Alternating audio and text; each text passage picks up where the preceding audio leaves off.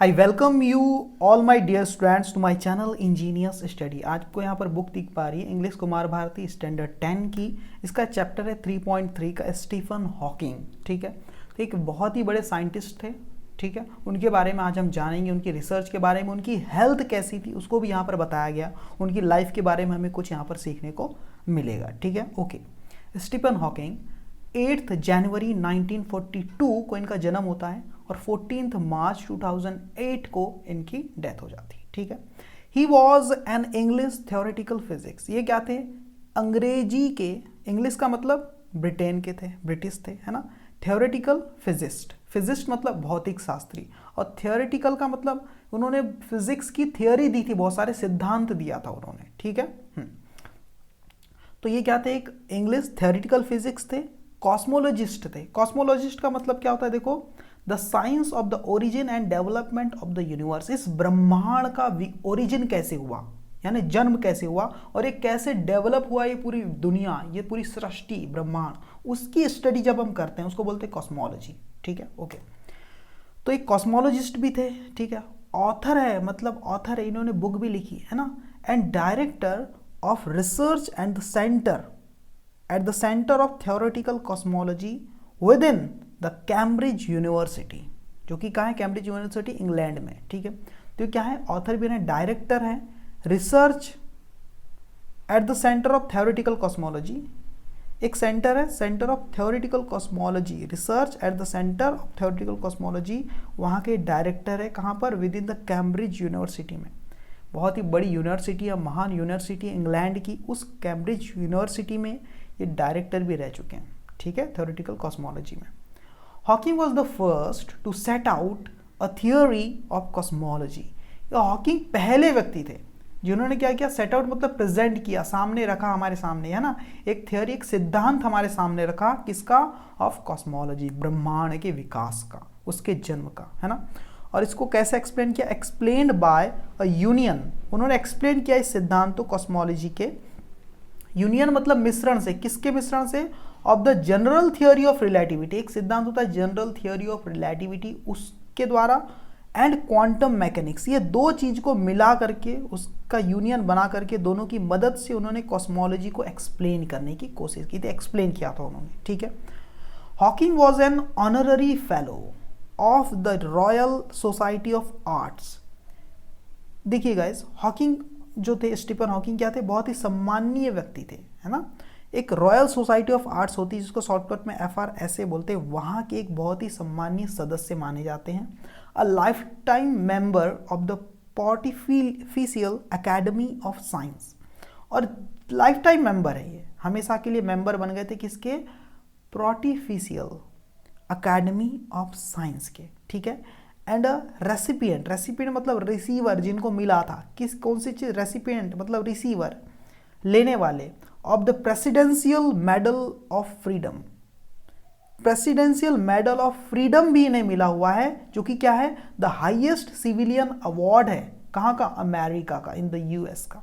Civilian award का मतलब जो किसी व्यक्ति को दिया जाता है, आम व्यक्ति को, है ना, पब्लिक को, किसी पब्लिक पर्सन को दिया जाता है, नागरिक को, वहाँ के। तो एक नागरिक अवार्ड है, सिविलियन अवार्ड है, US का हाईएस्ट वाला। ठीक है, प्रेसिडेंशियल मेडल ऑफ फ्रीडम, वो भी इन्हें मिला हुआ है। दिस लेसन, इस वाक्य, इस अध्याय में, इस चैप्टर में, गिव्स, ये जो लेसन है, गिव्स अस एन इंसाइट, वो हमें कुछ इंसाइट देता है, कुछ अंडरस्टैंडिंग, कुछ समझ देता है इनटू द ग्रेट साइंटिस्ट, इस महान साइंटिस्ट के बारे में कुछ बताता है। हिज लाइफ, उसके जीवन के बारे में बताता है, एंड हिज वर्क्स, और उनकी खोज के बारे में, डिस्कवरीज के बारे में, है ना, रिसर्च के बारे में। ठीक है, वर्क का मतलब उनके काम के बारे में। ठीक है, Stephen Hawking born January 8, 1942 is a British scientist. Stephen Hawking जो है, जिनका जन्म 8 जनवरी 1942 को हुआ था, इज अ ब्रिटिश साइंटिस्ट। वो एक ब्रिटेन के साइंटिस्ट है, ब्रिटिश साइंटिस्ट है, प्रोफेसर है, एंड ऑथर भी है। ऑथर मतलब writer, who has done ground breaking work in physics and cosmology. देखो, एक ब्रिटिश साइंटिस्ट है, ठीक है, प्रोफेसर भी है, एक ऑथर भी है, जिन्होंने, हु हैज डन, जिन्होंने किया है, क्या किया है? ग्राउंड ब्रेकिंग वर्क मतलब क्रिएटिव वर्क, एकदम अनोखा वर्क किया है इन किस चीज में? इन फिजिक्स, भौतिकी के क्षेत्र में, एंड कॉस्मोलॉजी के क्षेत्र में, है ना।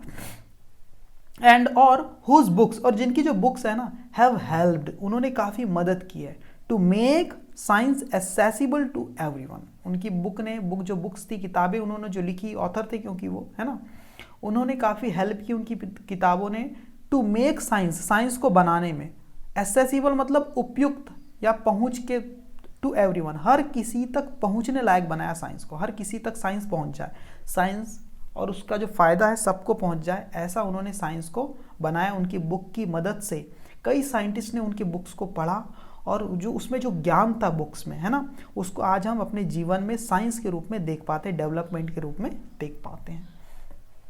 एट द एज ऑफ 21, 21 साल की उम्र में, while studying cosmology at the university of Cambridge, 21 साल की उम्र में जब वो पढ़ रहे थे, है ना, कॉस्मोलॉजी की पढ़ाई कर रहे थे, कहाँ पर? At the university of Cambridge, Cambridge university में जब 21 साल की उम्र में कॉस्मोलॉजी के ऊपर पढ़ाई कर रहे थे, स्टडी कर रहे थे, he was diagnosed with amyotrophic lateral sclerosis. He was diagnosed का मतलब उनमें पता चला, बीमारी का पता चला। डायग्नोज्ड विद का मतलब उनमें एक बीमारी का पता चला। डायग्नोस कब करते हैं? डायग्नोसिस किसको बोलते हैं? जब किसी व्यक्ति की जांच की जाती है कि भैया इसको कौन सी बीमारी है ना, उसको बोलते हैं डायग्नोसिस, मतलब बीमारी का पता लगाना। तो ही वॉज डायग्नोज मतलब उनके अंदर बीमारी का पता लगाया गया। कौन सी वेद, कौन सी बीमारी? एम्योट्रॉफिक लैटरल सेलेरोसिस, मतलब ALS, ये एक बीमारी होती है ना। इसमें क्या होता है?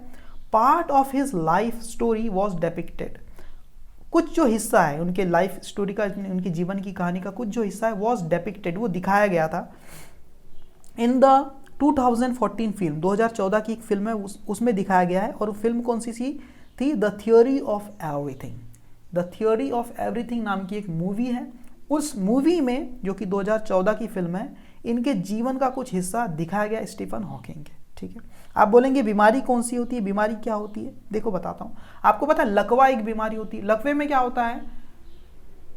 अपने बॉडी पर से अपने दिमाग का कंट्रोल जो है वो कम हो जाता है ना। अच्छे से चल नहीं पाते, अच्छे से बोल नहीं पाते, हाँ, बॉडी का मूवमेंट नहीं कर पाते, उसी टाइप की कोई बीमारी है ये।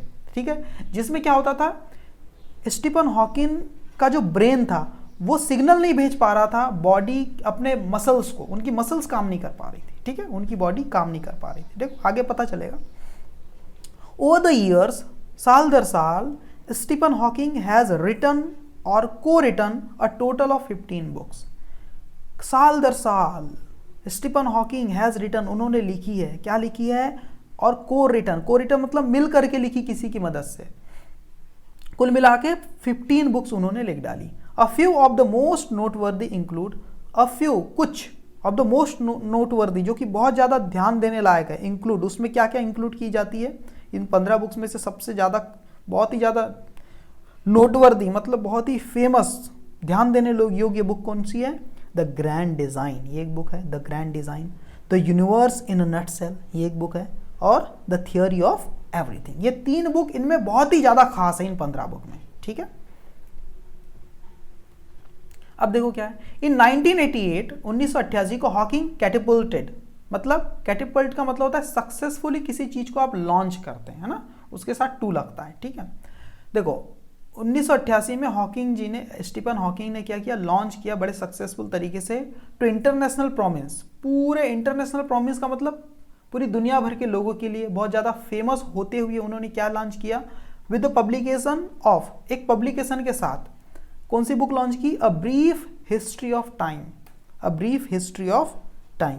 ठीक है, ये किताब उन्होंने लॉन्च की। ठीक है, the short informative book, short थी मतलब काफ़ी बड़ी बुक नहीं थी, छोटी थी और बड़ी इंफॉर्मेटिव बुक थी।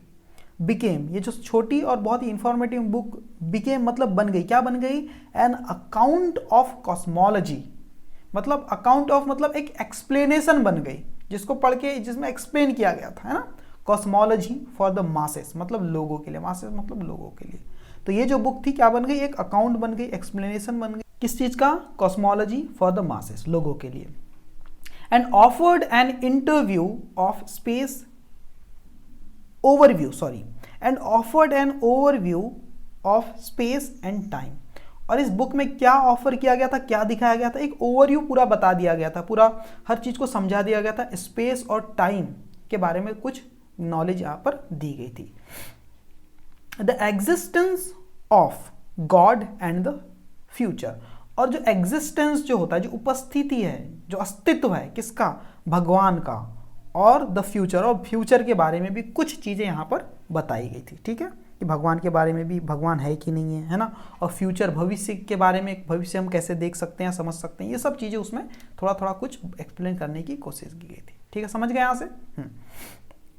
The work was an instant success, और इनका जो वर्क था, ये जो पब्लिश किया उन्होंने ये जो बुक, इनका जो काम था ना, वो था एन इंस्टेंट सक्सेस, मतलब एकदम तुरंत सक्सेस देने वाला काम था, तुरंत ही उन्हें सफलता मिल गई। स्पेंडिंग मोर देन 4 years, ये जो बुक इतनी फेमस हुई ना ये वाली, अ brief history of time, spending more than 4 years, इसने 4 से भी ज्यादा साल बिताए, अटॉप मतलब एट द टॉप ऑफ, एकदम ऊपर रही है बुक, किस चीज में, the London Sunday times best seller list. एक न्यूज़पेपर होता है लंदन संडे टाइम्स, ब्रिटेन का, वहां की बेस्ट सेलर लिस्ट में रही है ये बुक, और 4 से भी ज्यादा साल तक एकदम ऊपर बेस्ट सेलर लिस्ट में ये बुक हमेशा बनी रही। ठीक है, उसमें भी एकदम टॉप पर रही। ठीक है, सिंस इट्स पब्लिकेशन, इसके पब्लिकेशन के बाद से, it has sold millions of copies world wide, ये जो बुक है इट हैज सोल्ड, इसे बेचा जा चुका है, इट हैज सोल्ड मतलब ये बिक चुकी है।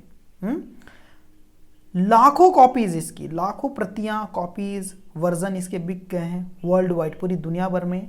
एंड बीन ट्रांसलेटेड, देखो बीन मेन वर्ब है, इसके लिए हैज ये हेल्पिंग वर्ब है, हैज बीन ट्रांसलेटेड, और इसे ट्रांसलेट भी किया गया है इनटू मोर देन 40 लैंग्वेज, 40 से भी ज्यादा भाषाओं में इस किताब को ट्रांसलेट भी किया गया है। ठीक है, इतनी ज्यादा ये बुक इनकी फेमस हुई थी। ठीक है,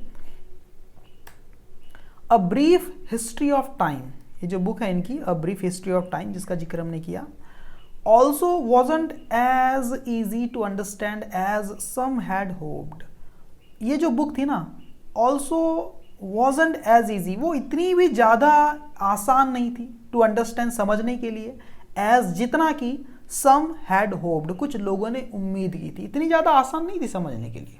सो इसीलिए इन 2001 में Hawking followed up his book, उन्होंने क्या की, फॉलो अप का मतलब इसके बाद है ना, हिज बुक, इनकी बुक के बाद एक और बुक लॉन्च की उन्होंने। हॉकिंग फॉलोड अप का मतलब उन्होंने एक और बुक, हिज बुक, अपनी इस बुक के बाद, with the universe in a nutshell, एक और बुक उन्होंने लॉन्च की जो कि थोड़ी आसान थी, जिसका नाम था the universe in a nutshell. Nutshell मतलब संक्षिप्त में, पूरा ब्रह्मांड संक्षिप्त में, ऐसी एक बुक उन्होंने फिर से लॉन्च की इसके बाद, क्योंकि ये बुक जो थी, अ ब्रीफ हिस्ट्री ऑफ टाइम, उतनी ज्यादा आसान नहीं थी समझने के लिए। ठीक है, हाँ, विच ऑफर्ड, ये जो बुक थी the universe in a nutshell, which offered, इस बुक ने ऑफर किया a more illustrated guide to cosmology's big theory, इस बुक ने ऑफर किया मतलब हमें प्रस्तुत किया, पेश किया, क्या पेश किया, एक और भी ज्यादा इलस्ट्रेटेड मतलब एक्सप्लेन्ड या विस्तृत है ना, और ज्यादा एक्सप्लेन किया हुआ गाइड है ना। ये बुक क्या थी, एक प्रकार की गाइड थी, जिसने गाइड किया, बहुत ही ज्यादा एक्सप्लेन किया गया था चीजों को और अच्छे से।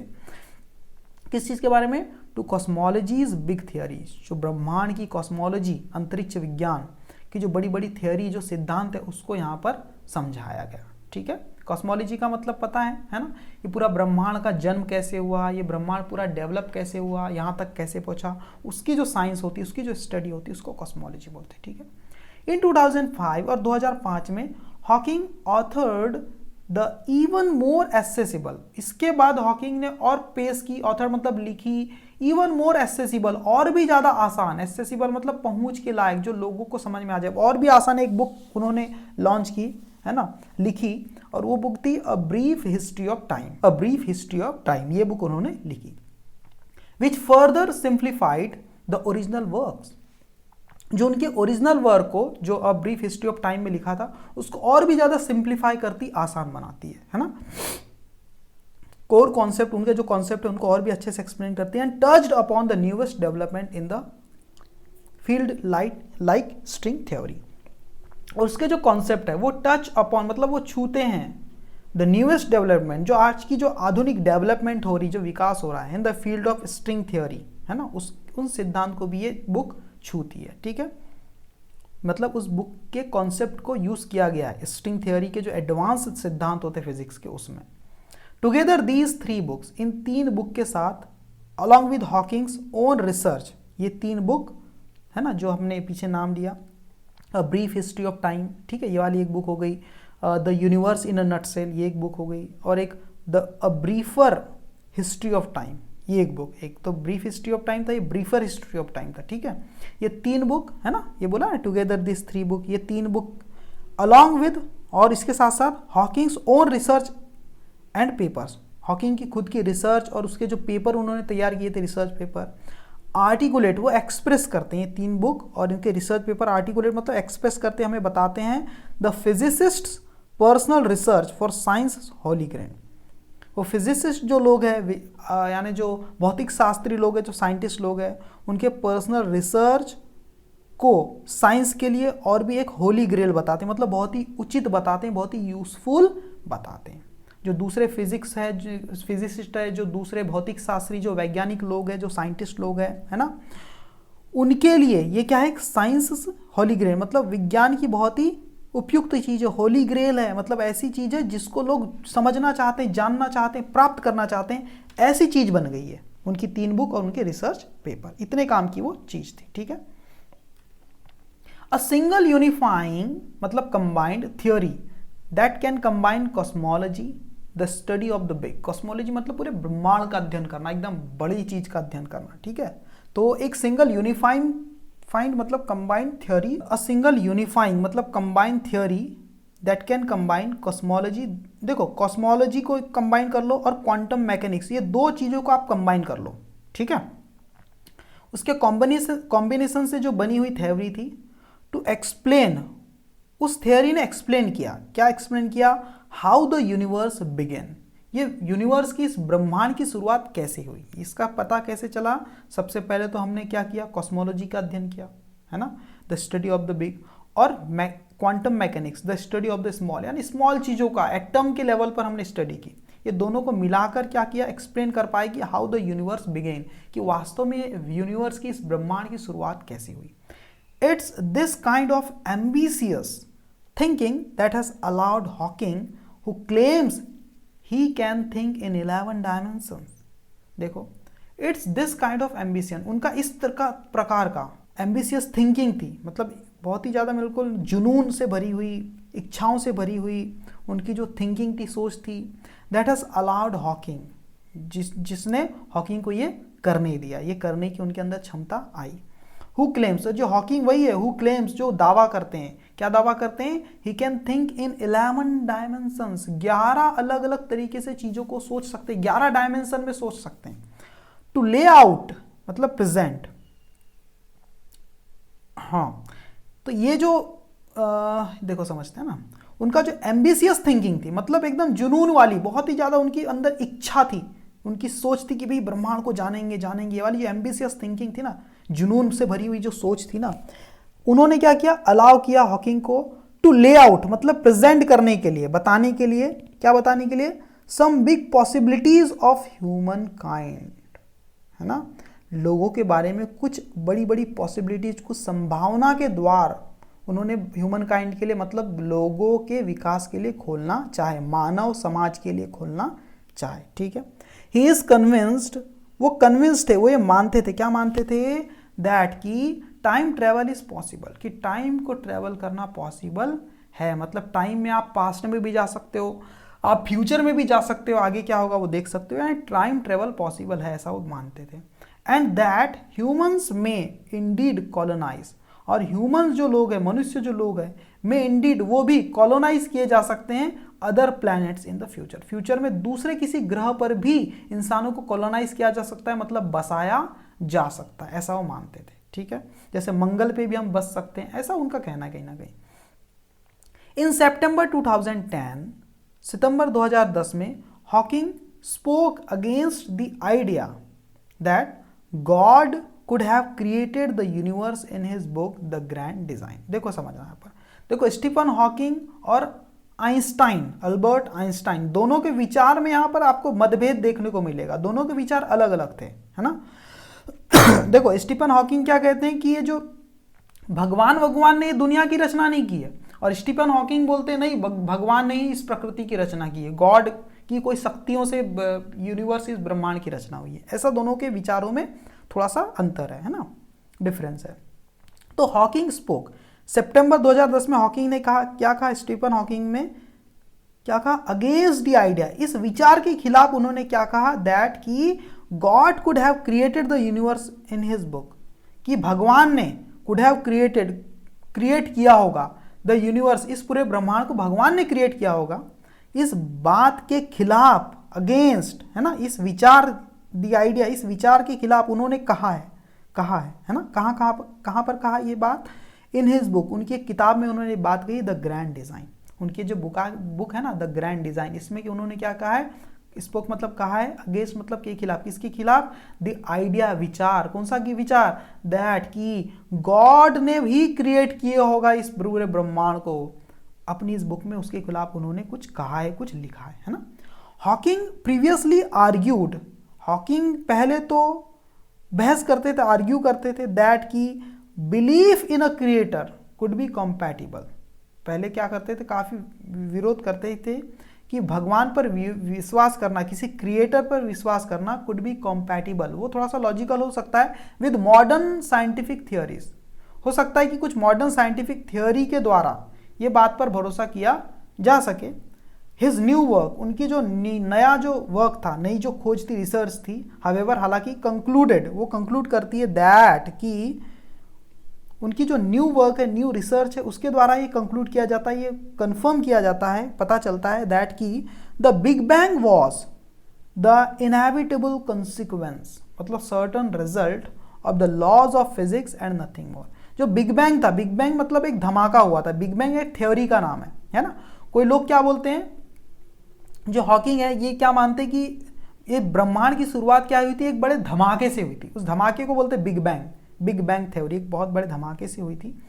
और ये जो धमाका है वॉज, ये जो था, ये जो थ्योरी बिग बैंग की, ये क्या थी, इनएविटेबल कॉन्सिक्वेंस, मतलब सर्टन रिजल्ट है, ये रिजल्ट है, किस चीज का परिणाम है ये थ्योरी, बिग बैंग की theory of the laws of physics, physics के नियमों का परिणाम है ये बिग बैंग। कोई ऐसे ही कोई भगवान ने आगे कोई धमाका नहीं कर दिया, ये साइंटिफिक तरीके से हुआ, फिजिक्स की मदद से हुआ, एंड नथिंग मोर, और कुछ नहीं। फिजिक्स के, भौतिकी के नियमों के आधार पर जो बिग बैंग थियरी दी गई है वो दी गई है ना, नथिंग मोर, इसके अलावा और वो कुछ भी नहीं है, ठीक है। कोई भगवान की वजह से यूनिवर्स नहीं बना है, ऐसा वो बोलते थे, ठीक है। आगे देखना, बिकॉज, क्योंकि there is a law such as gravity, क्योंकि यहां पर रूल काम करते हैं प्रकृति में, जैसे ग्रेविटी है ना, पहले तो हम, ग्रेविटी एक लॉ है ना, गुरुत्वाकर्षण बल की हमें पृथ्वी खींच के रखती है, इसलिए हम यहाँ पर बैठे हुए हैं, है ना।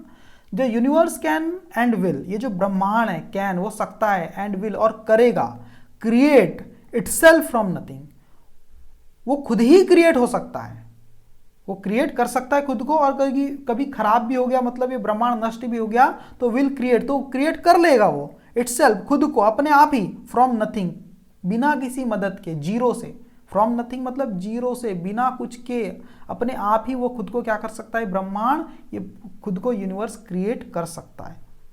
हॉकिंग सेड, हॉकिंग ने कहा, स्पॉन्टेनियस, आगे और कह रहे हैं, स्पॉन्टेनियस मतलब natural creation is the reason, जो नेचुरल क्रिएशन है, प्राकृतिक जो चीजों की जो क्रिएशन है, जो क्रिएट हो रही चीजें है ना, is the reason there is something rather than nothing, वो इस बात का सबूत है कि यहाँ कुछ तो है ना, कुछ ना के बराबर। Why the universe exist, why we exist, नहीं तो हम क्यों यहाँ पर होते, है ना, ये यूनिवर्स होता ही क्यों, वाई वी एग्जिस्ट, और हम यहाँ पर होते ही क्यों, है ना, इसके पीछे कुछ तो रीजन है ना। ओके, स्पॉन्टेनियस क्रिएशन का मतलब क्या है, नेचुरल क्रिएशन, है ना, यहाँ पर कोई भगवान की यहाँ पर जरूरत नहीं है, बिग बैंग एक धमाका हुआ और वहाँ से ये ब्रह्मांड बनना स्टार्ट हुआ, ये यहाँ पर कहा जा रहा है। The grand design was Hawking's first major publication, एक बुक है ग्रैंड डिजाइन, वो हॉकिंग की क्या थी, पहली सबसे मेन पब्लिकेशन थी इन ऑलमोस्ट अ डिकेड, पूरे 10 सालों में, डिकेड का मतलब होता है 10 सालों में सबसे मेजर जो इनका पब्लिकेशन था, सबसे बड़ी जो बुक थी द ग्रैंड डिज़ाइन थी। Within his new work, अपने न्यू वर्क के साथ, अपनी नई खोज के साथ, Hawking set out to challenge sir Isaac Newton's belief. तो हॉकिंग जो थे अपनी न्यू रिसर्च के साथ हॉकिंग ने क्या किया, सेट आउट मतलब वो तैयार हो गए थे, टू चैलेंज करने के लिए, किसको, sir Isaac Newton belief, sir Isaac Newton का जो विश्वास था, बिलीफ था उसको। कौन सा विश्वास था उनका, दैट कि the universe had to have been designed by God, कि ये जो यूनिवर्स है, जो ब्रह्मांड है, had to have been designed, उसे सच में डिजाइन किया गया होगा, है ना, इसकी रचना की गई होगी, किसके द्वारा, भगवान के द्वारा। ये जो बिलीफ था ना न्यूटन्स का, उसके खिलाफ उन्होंने अपनी न्यू रिसर्च के बेस पर क्या किया था, उसके खिलाफ बात करना चालू कर दिया था, उन्हें चैलेंज करना चालू कर दिया था हॉकिंग ने, है ना। सिंपली बिकॉज, और ये हॉकिंग क्या मानते थे, सिंपली मतलब न्यूटन क्या मानते थे, simply because it could not have been born from chaos. Hawking, Newton का कहना था कि सिंपली क्योंकि, बिकॉज क्योंकि केवल it could not have been born, इसका जन्म नहीं हो सकता फ्रॉम केओस, केओस से मतलब ब्लास्ट लाइक बिग बैंग, किसी बिग बैंग जैसे ब्लास्ट से इतने अच्छे ब्रह्मांड का विकास नहीं हो सकता, इतने अच्छे तरीके से कोई ब्रह्मांड किसी ब्लास्ट से कैसे विकसित हो सकता है ना। ये जो बिलीफ था न्यूटन का, है ना, कि that the universe had to have been design, ये यूनिवर्स को जरूर डिजाइन किया गया होगा, रचना की गई होगी इस ब्रह्मांड की भगवान के द्वारा, सिंपली बिकॉज, सिर्फ इसलिए क्योंकि किसी ब्लास्ट से, है ना, it could not have been born, इसका जन्म नहीं हो सकता इस यूनिवर्स का, फ्रॉम केओस, केओस मतलब किसी ब्लास्ट से, किसी धमाके से, है ना। It is not necessary to invoke God to like the, अब आगे हॉकिंग क्या करें, हॉकिंग क्या करें, इट इज नॉट नेसेसरी, ये जरूरी नहीं है, टू इन्वोक गॉड, कि हम गॉड को बुलाएं, गॉड को पुकारे, भगवान को, है ना, to light the blue touch paper, किसी ब्लू टच पेपर को जलाने के लिए। एक ब्लू टच पेपर होता है, देखो आपको पता होगा, जैसे उसको जलाओ ना तो ऐसी चिंगारियां सी निकलती उसमें, ठीक है। तो कोई ब्लू टच पेपर को जलाने के लिए हमें किसी भगवान को बुलाने की जरूरत नहीं है, कि वो क्या कर दे, एक ब्लू टच पेपर को जला दे and set the universe going, और उसके बाद एक धमाका हो जाए और सेट द यूनिवर्स गोइंग, और ये यूनिवर्स, ये जो ब्रह्मांड है वो चलना चालू कर दे, उसकी शुरुआत हो जाए। हॉकिंग सेट, हॉकिंग ने ऐसा कहा, ठीक है। आगे देखते हैं। एट द एज ऑफ 21, 21 साल की उम्र में ना, अब देखो उनके स्वास्थ्य के बारे में थोड़ा सा जानते हैं ना, अभी तक तो थी थोड़ी साइंटिफिक चीजें थी, थोड़ा डिफिकल्ट लग रहा होगा चैप्टर, लेकिन आप फिर से अगर एक बार देखेंगे तो आसान लगेगा, है ना। एट द एज ऑफ 21, 21 साल की उम्र में Stephen Hawking was diagnosed, Stephen Hawking को डायग्नोस किया गया, उनको मतलब उनकी जांच की गई, है ना, विद एम्योट्रॉफिक लैटरल डिजीज, उन्हें डायग्नोस किया गया, मतलब एक बीमारी का उनमें पता लगाया गया जांच के द्वारा, और वो बीमारी कौन सी थी, ASL, एम्योट्रॉफिक लैटरल सेलरोसिस, और या तो इसका एक और नाम था लू गेहरिल्स डिजीज, है ना, ये भी एक नाम था। In a very simple sense the nerves that controlled his muscles were shutting down. अगर एक बहुत ही सिंपल सेंस में समझे तो जो नर्व्स होती है, जो हमारी धमनियाँ होती, सिराएं, हमारी जो नसें होती है ना, दैट कंट्रोल्ड हिज मसल, जो कि हमारी मसल को, हमारी मांसपेशियों को जो कंट्रोल करने वाली जो नर्व्स होती है हमारी, है ना, वर शटिंग डाउन, वो बंद होना चालू हो गई थी, ठीक है। हमारी जो मांसपेशियां, हम जो हाथ पैर हिला रहे हैं, इधर उधर जो देख रहे हैं, है ना, अपनी मसल्स को जो मूव कर पा रहे हैं, वो कैसे कर पा रहे हैं, हमारी नर्व्स के द्वारा उस पर कंट्रोल होता है। नर्व्स को कौन कंट्रोल करता है, हमारा ब्रेन, ब्रेन इन नर्व्स के द्वारा क्या करता है, संकेत भेजता है, सिग्नल भेजता है, उस हिसाब से हम अपनी बॉडी को मूव कर पाते हैं। तो ये जो नर्व्स थी ना, जो कि कंट्रोल करती मसल्स को, वर शटिंग डाउन, वो शट डाउन हो रही थी, वो बंद होना चालू हो गई थी। एट द टाइम, और उस समय, doctors gave him 2.5 years to live, doctor ने उन्हें 2.5 साल मतलब 2.5 साल का समय जीने के लिए दिया था। डॉक्टर्स ने कह दिया था भैया आप 2.5 साल तक ही जी पाएंगे। कब, एट द एज ऑफ 21 साल की उम्र में ही, ठीक है। डॉक्टर ने बोल दिया था आप 2.5 साल से ज्यादा नहीं जी पाएंगे, ठीक है। Sorry. Hawking first began to notice problems, Hawking ने शुरू कर दिया था। फर्स्ट मतलब सबसे पहले तो बिगेन टू नोटिस, उन्होंने ध्यान देना शुरू कर दिया, है ना, problems with his physical health, है ना, अपनी फिजिकल हेल्थ पर, अपनी बॉडी की जो हेल्थ पर ध्यान देना उन्होंने शुरू कर दिया था हॉकिंग ने। ने कब, while he was at Oxford, जब वो क्या थे, ऑक्सफोर्ड यूनिवर्सिटी में जब थे, ऑन ओकेशंस, कई बार, ही वुड ट्रिप, वो गिर जाते थे, ट्रिप स्टम्बल लड़खड़ा जा रहे थे, एंड फॉल और स्लर, और गिर जाते थे, और स्लर मतलब मम्बल मतलब हकलाने लग जाते थे हिज स्पीच, अपनी स्पीच को। He didn't look into the problem until 1963, he didn't look into the problem, उन्होंने अपनी इस प्रॉब्लम की तरफ ज़्यादा ध्यान नहीं दिया, है ना, कब, अंटिल 1963, 1963 तक अपनी प्रॉब्लम, इस प्रॉब्लम पर उन्होंने ज़्यादा ध्यान नहीं दिया, during his first year at Cambridge, जब वो अपने पहले साल में थे कैम्ब्रिज यूनिवर्सिटी में, जब वो कॉस्मोलॉजी की पढ़ाई कर रही थे, ठीक है। फॉर द मोस्ट पार्ट, अधिकतम बार क्या हुआ, Hawking had kept, for the most part का मतलब होता है मैक्सिमम टाइम, है ना, अधिकतम बार, Hawking had kept these symptoms to himself, Hawking had kept, Hawking रख लेते थे इन सिम्पटम्स को, इन चेतावनियों को, इन लक्षणों को, टू हिमसेल्फ मतलब अपने तक ही रख लेते थे। बहुत बार क्या होता था कि इन जो लक्षण होते थे उनके बॉडी में, कि उनकी बॉडी का कंट्रोल नहीं हो पा रहे, उनकी बॉडी वो ट्रिप हो रहे हैं, यानी लड़खड़ा रहे हैं, गिर पा रहे हैं, है ना, गिर जा रहे हैं, स्पीच बोलते बोलते उन हकलाने लग रहे हैं, बोल नहीं पा रहे हैं ढंग से, है ना, तो इन सिम्पटम्स को उन्होंने क्या किया, अपने तक ही रखा फॉर द मोस्ट पार्ट, काफ़ी दिनों तक। बट लेकिन when his father took notice of the condition, लेकिन जैसे उनके पापा ने ध्यान दिया उनकी इस कंडीशन पर, उनका ध्यान गया, he took Hawking to see a doctor, वो ले गए हॉकिंग को, टू सी अ डॉक्टर मतलब डॉक्टर से मिलने के लिए, चेक कराने के लिए।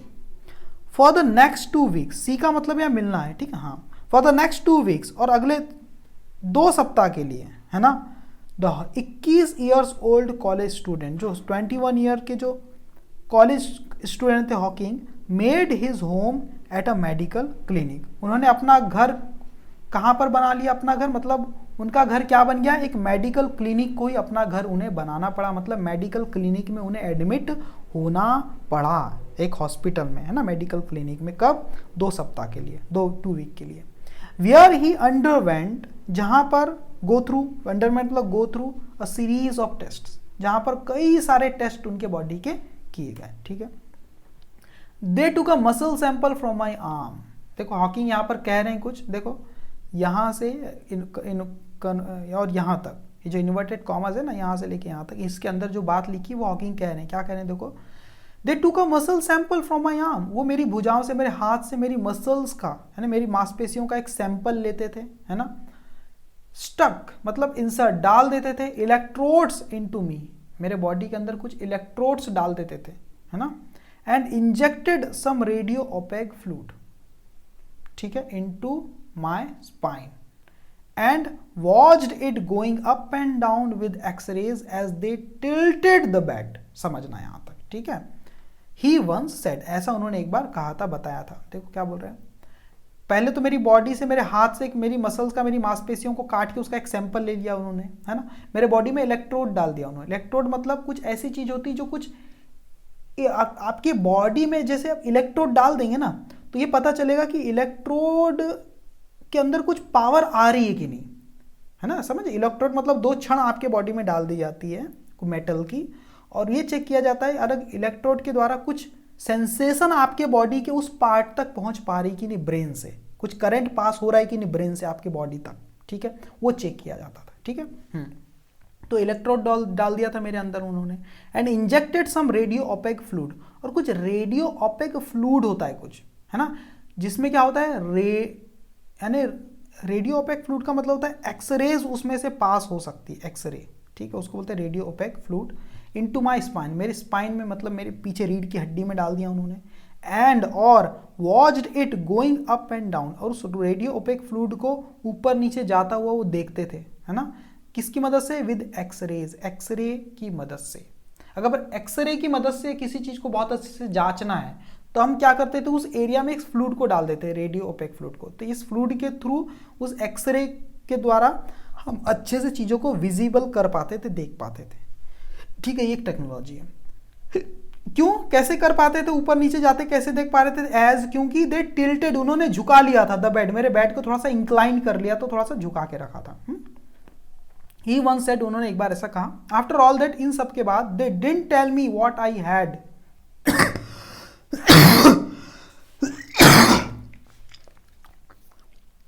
दे डिडंट टेल मी मतलब उन्होंने मुझे नहीं बताया व्हाट आई हैड, कि मुझे क्या हुआ था, एक्सेप्ट दैट, के बजाय, इट वॉज नॉट मल्टीपल सेलेरोसिस, उन्होंने ज़्यादा मुझे कुछ नहीं बताया, बस ये बताया कि ये क्या है, एक मल्टीपल सेलेरोसिस है, मतलब abnormal hardening of body tissue, and आपके जो बॉडी के जो टिश्यू है वो क्या हो रहे हैं, एबनॉर्मल तरीके से, है ना, क्या हो रहे हैं, हार्ड होते चले जा रहे हैं, है ना, and that I was an atypical case, और क्या बताया उन्होंने कि मैं क्या हूं, एक एटिपिकल केस हूं, मतलब वेरी अनयूजुअल, ऐसे केस कभी आते नहीं जनरली, मैं ऐसा एक केस हूं, मुझे ये दो चीज बताई गई, मेरा इतना सारा टेस्ट ले लिया, और ठीक है, इवेंचुअली और फाइनली, हाउएवर, हालांकि doctors did diagnose,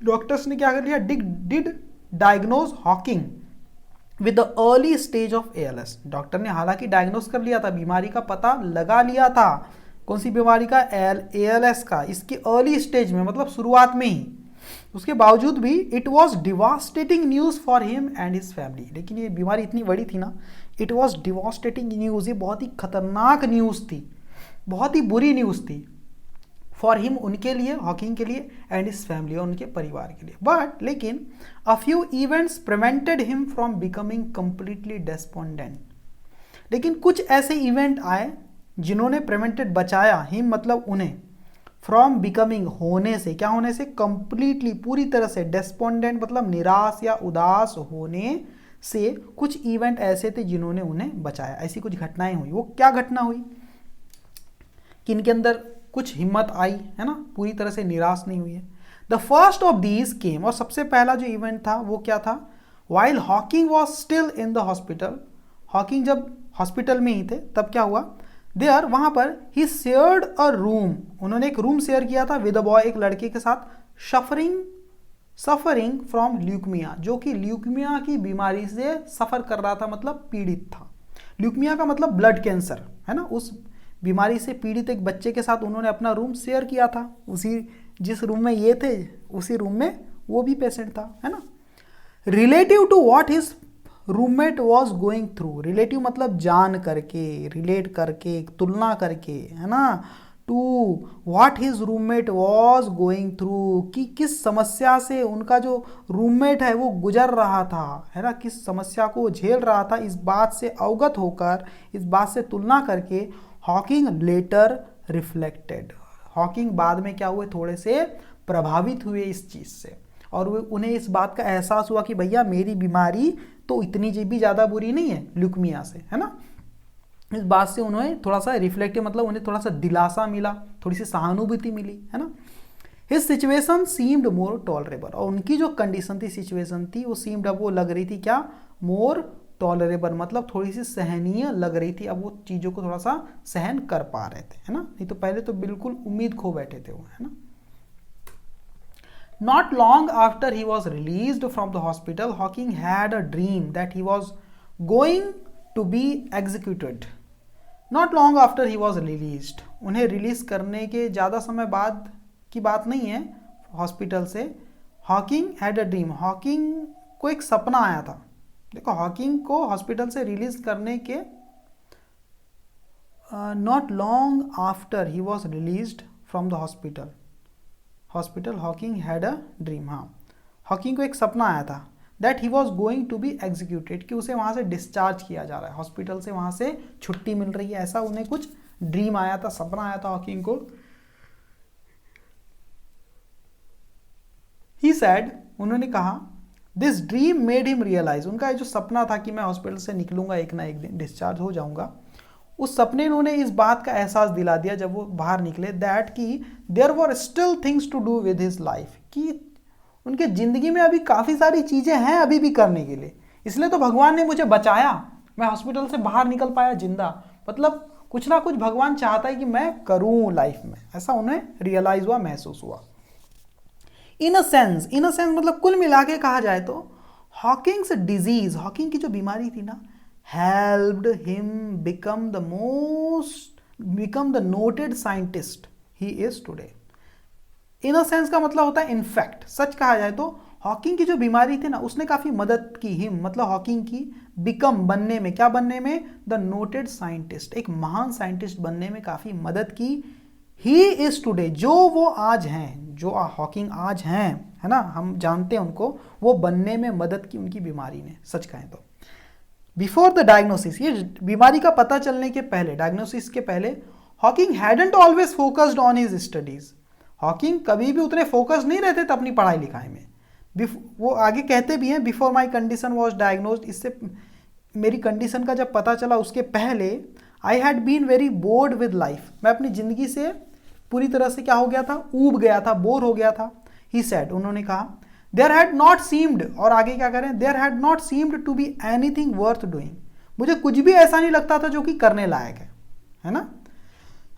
with the sudden realisation, अचानक से इस बात का मुझे एहसास हुआ, डैट की he might not even live long, कि वो इतना ज़्यादा भी नहीं जी पाएंगे, long enough to earn his PhD, कि अपनी पीएचडी की डिग्री ले सके, वो इतना भी नहीं जी पाएंगे कि अपना एजुकेशन कंप्लीट करके पीएचडी की डिग्री ले सके। जैसे इस बात को उन्हें एहसास हुआ, Hawking poured himself into his work and research, Hawking ने झोंक दिया खुद को, डाल दिया खुद को पूरी तरह से अपने रिसर्च में, अपने वर्क में और रिसर्च में, ठीक है, अपने काम में, अपनी खोज में अपने आप को पूरी तरह से डाल दिया, झोंक दिया। As physical control over his body diminish, जिस प्रकार से फिजिकल कंट्रोल उनकी बॉडी का क्या हो रहा था, कम होता चला जा रहा था, है ना, उनकी बॉडी पर उनका जो कंट्रोल था कम होता चला जा रहा था। ही वुड बी फोर्स्ड, उन्हें फोर्स किया गया to use a wheelchair by 1969, उन्हें इस बात को कहा गया कि भैया अब आपको तो करना ही पड़ेगा। 1969 तक उन्हें व्हील चेयर पे उन्हें आना पड़ा, व्हील चेयर का यूज करना पड़ा। The effects of his disease started to slow down, और उनकी बीमारी का जो असर था वो धीरे धीरे कम होने लगा ओवर टाइम, और समय के साथ। हावेवर, हालांकि Hawking's ever expanding career was accompanied, समय के साथ हालांकि हॉकिंग का जो एवर एक्सपांडिंग करियर था, मतलब कंटिन्यूसली डेवलपिंग करियर था, जो बहुत आगे बढ़ रहे थे अपने करियर में, बहुत अच्छी अच्छी किताबें लिख रहे थे, बहुत अच्छी अच्छी खोज कर रहे थे, साइंटिफिक रिसर्च कर रहे थे वो, है ना। उस टाइम पे उनका जो करियर था वो क्या था, एवर एक्सपांडिंग, आगे की तरफ बढ़ रहा था। हाँ ठीक है, एवर एक्सपांडिंग करियर, उनका जो करियर था वो था अकम्पनीड, मतलब जुड़ा हुआ था, कनेक्टेड विद, है ना, कंपनी मतलब जुड़ा हुआ था, किस चीज से, बाय, द्वारा, के द्वारा, an ever worsening physical state, यानी कंटिन्यूसली बुरी होने वाली, बद से बदतर होती चली जा रही फिजिकल स्टेट, मतलब उनकी बॉडी की जो अवस्था थी, फिजिकल स्टेट मतलब उनकी जो हेल्थ की बात की जा रही, उनकी जो बॉडी थी वो उनका साथ नहीं दे पा रही थी। देखो बहुत ही अच्छी लाइन है, एक तो अपने करियर में वो बहुत आगे बढ़ रहे थे, बहुत आगे बढ़ते चले जा रहे थे, और दूसरी तरफ उनकी जो बॉडी थी, उनकी जो तबीयत थी, जो फिजिकल कंडीशन थी उसकी, वो बहुत ज़्यादा खराब थी, ठीक है। बाय द मिड 1970s, 1970 के बीच में, 1970 के बीच में, the Hawkings family had taken in one of Hawking's graduate students to help manage his care and work. देखो क्या हुआ, हॉकिंग की जो फैमिली हैड टेकन, उन्होंने ले लिया, in one of Hawking's graduate student to help, Hawking के जो साथ जो पढ़ने लिखने वाले एक स्टूडेंट को उन्होंने ले लिया अपने साथ, कि क्यों ले लिया, टू हेल्प करेंगे मैनेज करने में हिज केयर एंड वर्क, अपने उनके काम को, हॉकिंग के काम को और उसके वर्क को, रिसर्च को, है ना, मैनेज करने के लिए उन्होंने क्या किया, उन्हीं के साथ पढ़ने वाले एक स्टूडेंट को घर पे ले लिया उनकी मदद के लिए। He could still feed himself and get out of bed, वो अभी भी स्टिल फीड हिमसेल्फ, अपने आप से खा सकते थे Hawking, and got out of bed, और बेड से उठ सकते थे, बट लेकिन वर्चुअली, सच कहा जाए तो, एवरीथिंग एल्स रिक्वायर्ड असिस्टेंट, हर चीज के लिए एक असिस्टेंट की, एक साथी की उन्हें जरूरत थी, है ना, रिक्वायर्ड मतलब जरूरी था, हर चीज के लिए एक साथी की उन्हें जरूरत थी, एक हेल्पर की उन्हें जरूरत थी। In addition his speech had become increasingly slurred, और तो और उनकी जो स्पीच थी, जो भाषा थी, जो बोल थे, है ना, वो क्या बन गए थे, इंक्रीजिंगली बिकमिंग हो गए थे, बहुत ज़्यादा स्लर्ड हो गए थे, मतलब बिल्कुल समझ में नहीं आ रहे थे, बिल्कुल हकलाते हुए बोल रहे थे वो। सो दैट ओनली दोज, इसीलिए ओनली दोज, केवल वे, हु न्यू, जो जानते थे, हिम मतलब उन्हें, वेल मतलब अच्छी तरह से, कुड अंडरस्टैंड हिम, वही उन्हें अच्छे से समझ सकते थे। इन 1985 1995 को क्या हुआ, ही लॉस्ट हिज वॉइस, उन्होंने अपनी आवाज़ खो दी, फॉर गुड मतलब परमानेंटली। 1985 को उन्होंने अपनी आवाज़ पूरी तरह से खो दी, फॉलोइंग अ ट्रैकियोटोमी, फॉलोइंग मतलब के बाद, फॉलोइंग मतलब के बाद, किसके बाद, अ ट्रैकियोटोमी के बाद। ट्रैकियोटोमी क्या होता है भाई, ये क्या होता है, एक इंसिजन, एक चीरा लगाया जाता है ना, कहाँ पर, विंड पाइप में या सांस की नली में, है ना। क्यों, made to relieve an obstruction to breathing, breathing में सांस लेने में अगर कोई आपको दिक्कत आ रही है, उसमें जो रुकावट आ रही है उसको दूर करने के लिए आपकी सांस लेने की जो नली उसमें कुछ चीरा लगाया जाता है, इस मेथड को ट्रैकियोटोमी बोलते हैं, ठीक है। तो ट्रैकियोटोमी के बाद से उनकी आवाज़ जो थी पूरी तरह से चली गई थी 1985 में। द रिजल्टिंग सिचुएशन रिक्वायर्ड, और जो उसके बाद की जो सिचुएशन थी, required 24 hour nursing care, nursing care में उन्हें 24 घंटे तक रखा गया इसके बाद, है ना, एंड डॉक्टर और नर्स की केयर में, फॉर द एक्लेम्ड फिजिसिस्ट, ठीक है। उन्हें किस चीज़ की जरूरत थी, नर्सिंग केयर की जरूरत थी, फॉर के लिए, किसके लिए, इस एक्लेम्ड, इस बहुत ही सम्मानीय रिस्पेक्ट फिजिसिस्ट के लिए क्या थी, 24 आवर नर्सिंग केयर की जरूरत पड़ी, डॉक्टरों नर्सों की मदद की जरूरत पड़ी। It also put in peril, एक और बात है, पेरिल का मतलब होता है सीरियस एंड इमीडिएट डेंजर, है ना। It also put in peril, ये बात और भी ज़्यादा खतरे में डाल देती Hawking's ability to do his work, जो हॉकिंग की जो एबिलिटी थी काम करने की, वो भी बहुत ही ज़्यादा खतरे में पड़ गई थी, वो काम भी नहीं कर पा रहे थे। द प्रेडिकामेंट, प्रेडिकामेंट का मतलब क्या होता है बच्चों, प्रेडिकामेंट मतलब डिफिकल्ट सिचुएशन, जो आपके लाइफ में सबसे बुरी कंडीशन उसको बोलते हैं predicament. The predicament caught the attention, इस बुरी सिचुएशन ने क्या किया, कैच की सेकेंड फॉर्म में कॉट, उसने कॉट द अटेंशन, उसने ध्यान खींचा, है ना, इस बुरी कंडीशन ने ध्यान खींचा, उनकी इस परिस्थिति ने, ऑफ अ कैलिफोर्नियर कंप्यूटर प्रोग्रामर, एक कैलिफोर्निया की कंप्यूटर प्रोग्राम था उसकी तरफ ध्यान, उसका ध्यान गया इस कंडीशन की वजह से, उनकी बुरी कंडीशन पर उस व्यक्ति का ध्यान गया, प्रोग्रामर था, कैलिफोर्निया कंप्यूटर प्रोग्रामर था वो कैलिफोर्निया का। Who had developed a speaking program, उसने क्या किया, एक स्पीकिंग प्रोग्राम डेवलप किया, दैट कुड बी डायरेक्टेड, जो कि दिशा निर्देश किया जा सकता था, डायरेक्टेड किया जा सकता था, बाय हेड और आई मूवमेंट, आपके सर के, आपके आंखों के मूवमेंट से, उनकी हरकतों से, उनके हिलने से ये जो प्रोग्राम था, स्पीकिंग प्रोग्राम, वो चल सकता था, रन किया जा सकता था।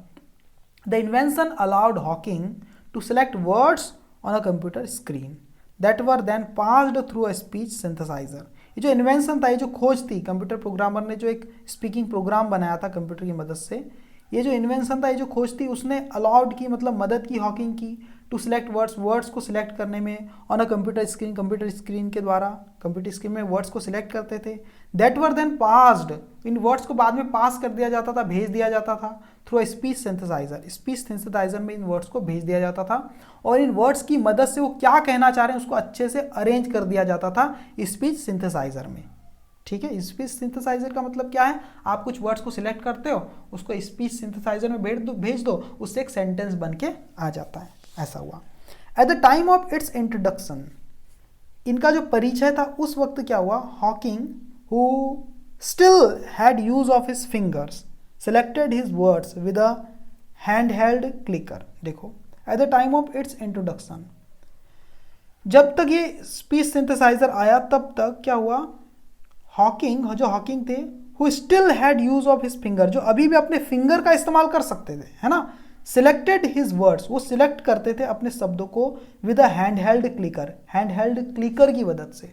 हैंड हेल्ड क्लिकर क्या है, एक वायरलेस रिमोट कंट्रोल डिवाइस होती है, एक रिमोट की जैसे एक चीज़ होती है, कोई तार नहीं लगा रहता, ठीक है, तो अपने फिंगर से वो उसमें हैंड हेल्ड क्लिकर में कुछ कर पाते थे, कुछ प्रेस कर पाते थे।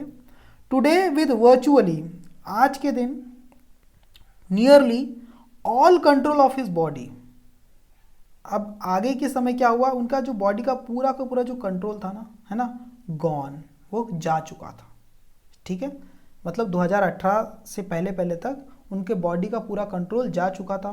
Hawking directs the program through a cheek muscle attached to a sensor, आज वो जो भी प्रोग्राम है, जो हॉकिंग है, डायरेक्ट्स द प्रोग्राम, अब वो जो कहना चाहते हैं उस बात का जो प्रोग्रामिंग की गई है, वो प्रोग्राम को कैसे डायरेक्ट करते हैं, कैसे चलता है वो थ्रू अ चिक मसल। उनके गालों की जो मसल है ना, गालों की मसल, उससे वो प्रोग्राम को कुछ समझ में आता है। अटैच टू अ सेंसर, और उसमें एक सेंसर लगा है, उनके गालों की मसल में कुछ सेंसर लगाया गया है, उसकी मदद से ये जो प्रोग्राम है उनका चल पाता है ना, डायरेक्ट कर पाते हैं इस प्रोग्राम को, कौन सा, कंप्यूटर प्रोग्राम को। ठीक है, और हम ये जान पाते हैं कि वो क्या कहना चाह रहे हैं। उनके उनके जो गाल किस तरह से हिलते हैं, वो सेंसर उसको चेक करता है, और सेंसर की मदद से हमें ये पता चलता है कि यार गाल इस तरह से हिल रहे, मतलब हॉकिंग जी ये कहना चाह रहे हैं। ठीक है, वो क्या कहना चाह रहे हैं उसको हम गेस करते थे फिर थ्रू द प्रोग्राम, ये जो कंप्यूटर प्रोग्राम था इसकी मदद से, and the help of assistance, और जो उनके हेल्पर की मदद से, असिस्टेंट मतलब उनके हेल्पर की मदद से, सहयोगी की मदद से, Stephen Hawking has continued to write, उन्होंने कंटिन्यू रख पाया, जारी रख पाया, टू राइट लिखना, एट अ प्रोलिफिक रेट, एक क्रिएटिव रेट से, यानी काफ़ी अच्छे से उन्होंने लिखना जारी रख पाया। वो कुछ लिखना चाहते थे, बुक लिखना चाहते थे, कुछ बताना चाहते थे, वो जारी वो रख पाए किसी तरह। His work has included numerous scientific papers, उनका जो वर्क था, जो रिसर्च का जो वर्क था, उसमें कई सारे साइंटिफिक पेपर उन्होंने डेवलप किए। ठीक है, of course, but all information for the non scientific community, of course but all information for the non scientific community, but also मतलब के साथ साथ कुछ ऐसी भी इंफॉर्मेशन थी जो नॉन साइंटिफिक कम्युनिटी के भी काम की थी। मतलब कुछ ऐसी बातें भी उन्होंने लिखी रिसर्च कुछ साइंटिफिक पेपर्स में जो आम आदमी भी समझ सकता है, जो कि नॉन साइंटिफिक कम्युनिटी से बिलोंग करता है, जो कि कोई वैज्ञानिक वगैरह नहीं, आम आदमी भी उनकी कुछ बातों को समझ सकता है। ऐसी भी कुछ बातें उन्होंने लिखी। ठीक है, हॉकिंग्स हेल्थ, जो हॉकिंग की जो हेल्थ थी, ऑफ कोर्स सीधी सी बात है, रिमेन्स अ कांस्टेंट कंसर्न, वो हमेशा से एक चिंता का विषय रही। अ वरी दैट वाज हाइटन, उनकी चिंता, जो चिंता थी वो बहुत ज़्यादा बढ़ गई। कब? इन 2009 में, when he failed to appear at a conference, जब वो कॉन्फ्रेंस में आ नहीं पाए, वो फेल हो गए वहाँ आने से, है ना, वहाँ पहुँचने में असमर्थ हो गए। कहाँ पर थी वो कॉन्फ्रेंस? इन अरिजोना में, because of a chest infection की वजह से 2009 में वो उस कॉन्फ्रेंस में जो अरिजोना में रखी गई थी वहाँ आने में वो असमर्थ रहे, और तब काफ़ी लोग बिल्कुल चिंतित हो गए कि अब क्या होगा करके। In April, Hawking who had already announced he was retiring after 30 years from the post of Lucasian professor of mathematics at Cambridge. देखो ये क्या थे, कैम्ब्रिज में एक ल्यूसियन प्रोफेसर थे मैथमेटिक्स से। ल्यूसियन प्रोफेसर मतलब बहुत ही तगड़े प्रोफेसर थे, है ना, कैम्ब्रिज यूनिवर्सिटी में 30 साल तक रहे वो, है ना। तो अप्रैल में हॉकिंग ने पहले से अनाउंस कर दिया था कि अब वो क्या कर रहे हैं, रिटायर हो रहे हैं अपने 30 साल की सर्विस से। ल्यूसियन प्रोफेसर थे मैथमेटिक्स से कैम्ब्रिज में, उससे वो रिटायर कर रहे हैं। Was rushed to the hospital, उन्हें ले जाया गया। देखो हॉकिंग के बाद ये वर्ब है वॉज रस्ड, हॉकिंग को ले जाया गया, है ना, to the hospital for being, मतलब द रीजन, कारण से, के कारण से, किस कारण से, what university officials described as gravely ill, किस कारण से, कि जो यूनिवर्सिटी के जो ऑफिशियल्स हैं, जो कर्मचारी लोग हैं, वो डिस्क्राइब करते हैं, बताते हुए क्या कहते हैं कि वो क्या थे, ग्रेवली इल थे, बहुत वेरी सीरियस थे वो, इसलिए उन्हें तुरंत ही क्या किया गया, हॉस्पिटल ले जाया गया था। इट वॉज लेटर अनाउंस्ड, और बाद में अनाउंस किया गया, बताया गया दैट कि he was expected to make a full recovery, कि उनसे उम्मीद है कि वो फिर से रिकवर कर पाएंगे, ऐसी उनसे उम्मीद है, ऐसा करके। इस एक्सपेक्टेशन के बाद, एक्सपेक्टेशन के साथ, उम्मीद के साथ वो उन्हें वहाँ पर ले जाया गया, और ये बाद में क्या अनाउंस किया गया कि अब वो रिकवर होने वाले हैं। ठीक है, अपनी बीमारी से दूर, माने थोड़े से रिकवर होने वाले, ठीक होने वाली उनकी तबीयत। और फाइनली फिर क्या हुआ, ही पास्ड अवे ऑन 14 मार्च 2018, है ना, 2018 को 14 मार्च को इनकी डेथ हो जाती है। समझ में आया चैप्टर? देखिए चैप्टर की भाषा आपको कठिन लग सकती है दोस्तों, जैसे कि यहाँ पर देखो, इन अप्रैल में हॉकिंग, अब हॉकिंग के बाद ये है मीन्स, ये देखो ये सब्जेक्ट और ये वर्ब है। अब ये हॉकिंग के बारे में बताया। हॉकिंग कौन? Hawking who had already announced, जिन्होंने पहले अनाउंस कर दिया था कि ही वॉज रिटायरिंग, कि वो रिटायर हो रहे हैं भाई अपनी आफ्टर 30 ईयर्स, 30 साल की, फ्रॉम द पोस्ट, अपनी पोस्ट से, of Lucasian professor of mathematics at Cambridge, Cambridge में अपने ल्यूसियन प्रोफेसर की पोस्ट से वो 30 साल तक जहाँ पर काम किए उससे अब वो रिजाइन दे रहे हैं, रिटायर हो रहे हैं। ये बात जिन्होंने पहले ही अनाउंस कर दिया था। वॉज रस्ड, उन्हें ले जाया गया, रस्ड मतलब बड़े तेजी से ले जाया गया, जल्दबाजी में, टू द हॉस्पिटल, हॉस्पिटल ले जाया गया। क्यों? कि भैया वहाँ के ऑफिसर ने कहा था कि वो ग्रेवली इल है, बहुत ज़्यादा सीरियस है इसलिए, और बाद में अनाउंस किया गया कि उनकी जो कंडीशन है वो रिकवर हो रही है। ठीक है, फाइनली वो 2018 में 14 मार्च को उनकी डेथ हो जाती है। तो चैप्टर को अगर आप फिर से देखेंगे तो आपको अच्छे से समझ में आ जाएगा। ठीक है, thank you very much my dear students.